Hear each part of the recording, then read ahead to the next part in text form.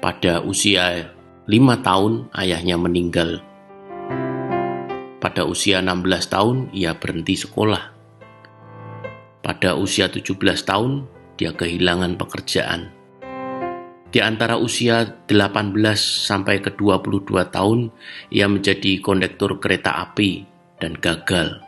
Setelah itu ia mencoba bergabung dengan tentara dan ternyata gagal juga. Tak berhenti di situ, kemudian ia mendaftar di sekolah hukum dan ia ditolak. Mencoba mencari peruntungan lain dengan menjadi penjual asuransi dan dia gagal lagi. Dan di usia yang ke-19 ia menjadi seorang ayah. Pada usia ke-20 istrinya meninggalkan dia dan mengambil bayi perempuannya. Lalu ia menjadi seorang koki dan mencuci piring di sebuah kafe kecil. Dia gagal juga dalam upaya untuk menculik putrinya sendiri, yang akhirnya dia meyakinkan istrinya untuk bisa kembali kepadanya. Di usia 65, ia pensiun. Di hari pertama pensiunnya, ia mendapatkan cek dari pemerintah senilai $105 atau uang sekarang sekitar $1,5 juta.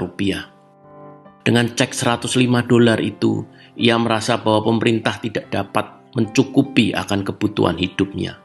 Akhirnya, ia memutuskan untuk bunuh diri karena merasa tidak layak hidup lagi. Dia merasa menjadi seorang yang selalu gagal. Dia duduk di bawah pohon, menulis niatnya untuk bunuh diri.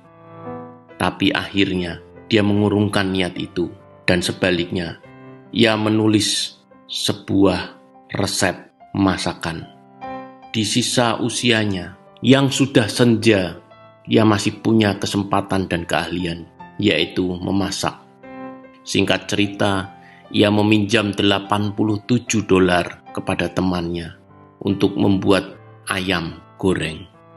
Lalu ia berjualan dari pintu ke pintu dan awalnya ia ditolak lebih dari 1000 kali. Dan akhirnya ada satu rumah yang mau membeli masakannya. Ingat, di usia 65, ia sudah menyiapkan niat untuk bunuh diri. Tetapi di usia 88 tahun, Kolonel Sanders menjadi pendiri KFC. Ia menjadi bilioner dari usaha KFC-nya. Moral dari cerita ini adalah tidak ada kata terlambat untuk memulai sebuah awal. Yang paling penting dari semua itu adalah tentang mindset. Seberat apapun masalahnya, jangan pernah